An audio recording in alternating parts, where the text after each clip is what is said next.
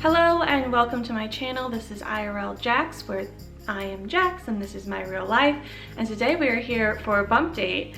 So I tried to film this last week and just didn't like how it came out. It was just not very real at all. So this is try number 2 and I'm gonna be a little more real with you ladies. I mentioned in my last vlog that I wanted to be as honest as possible and give you guys a realistic view into what's going on, because I don't think there's a lot of point in sugarcoating it and being just another person that puts like this picturesque life and pregnancy on the internet. That's not my jam. If that's your jam, then you can go check out other channels, but we're here for a reality check on my channel. So at each of these bump dates, I'm going to tell you what's going on with the baby, what's going on with me physically, what's going on with me mentally, because mental health is important, and then what I have checked off my to-do list for these weeks. So without further ado, let's jump in. Oh, wait.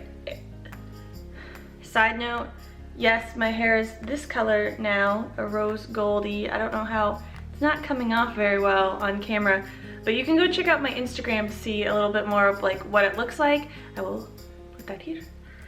Follow me on Instagram, I do things over there.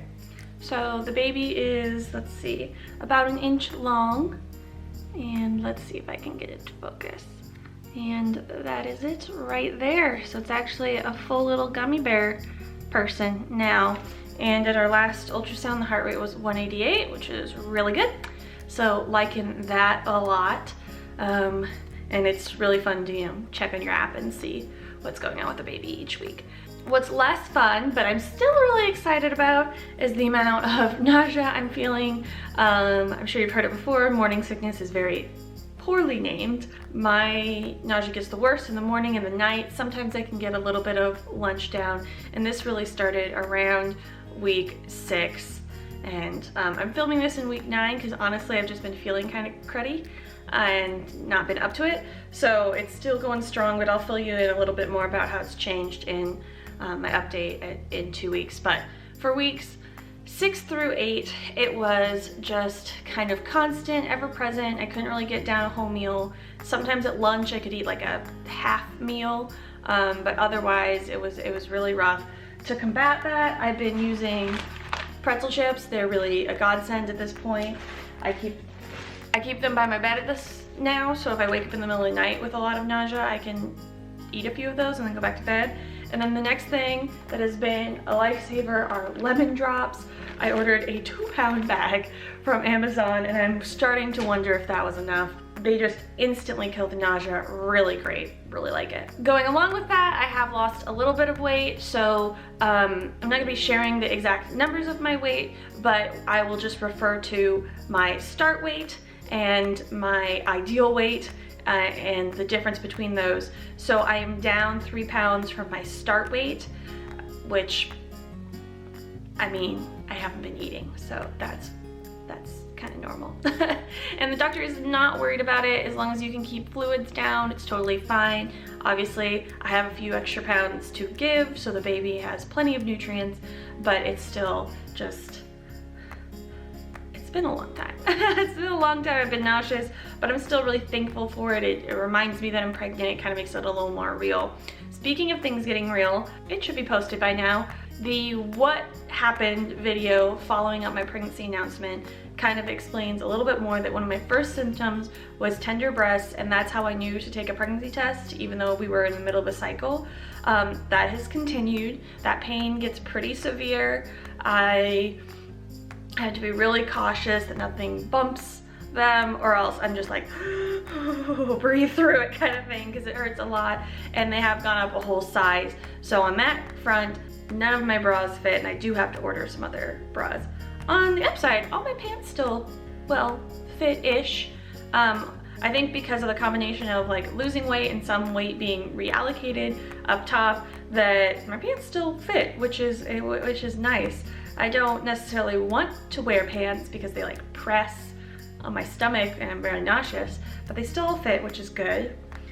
Mentally, I am very thankful for my symptoms, for keeping it real and making it real. It's really hard to go from so many appointments at the fertility clinic and just like knowing every single day what's going on to this like, we'll see you in a month attitude. I am not doing very well with that.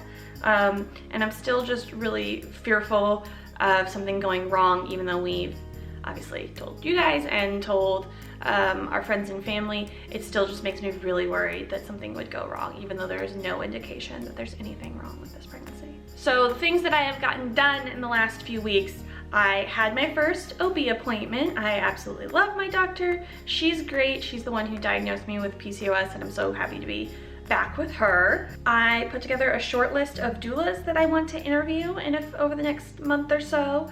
I need to do a little more research of when you should interview them, but I think around 3 months is when you start interviewing your doulas.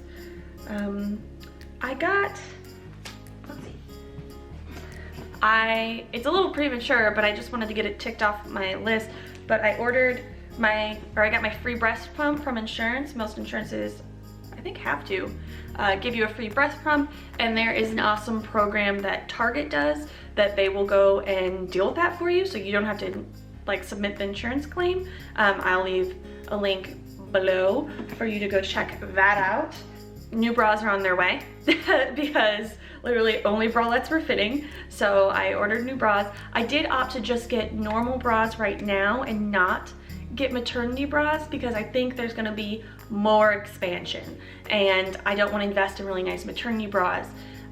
Some sites recommend that you go right into maternity bras so you don't have the underwire like fighting with your stomach, but I think I am going to have a bigger size before I have a bigger stomach, and so I'm fine with just getting some cheap, clearance bras that fit right now and then switching to maternity bras later. I investigated our insurance to see what they cover and what they don't. Luckily, our insurance is pretty awesome and covers almost everything. The only thing that will be outside of coverage is our doula. We will have to pay out of pocket for.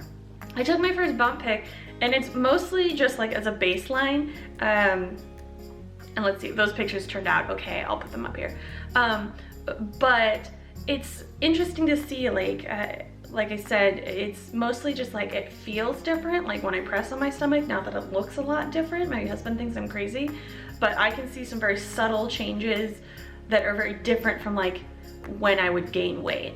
Like I think everyone knows like where you gain weight and like where you lose it from first and like how that looks, and it's just weird because things are smoother. I think that's a good way to describe them, like smoother than they have. And then the last thing that I did, because I couldn't really help myself, was I built out a kind of pseudo registry / spreadsheet. This was more to just get an idea of cost than anything else, and I think it's a good idea to do that at the beginning of the pregnancy and just put down everything you're gonna need. I have it divided into third trimester, need them by the third trimester, versus things that can wait until the baby's 0 to 3 months. So things that you don't need until they are 3 to 6 months. So I'm doing it in 3-month increments and marking things for when I need to buy them. Just so I have an idea.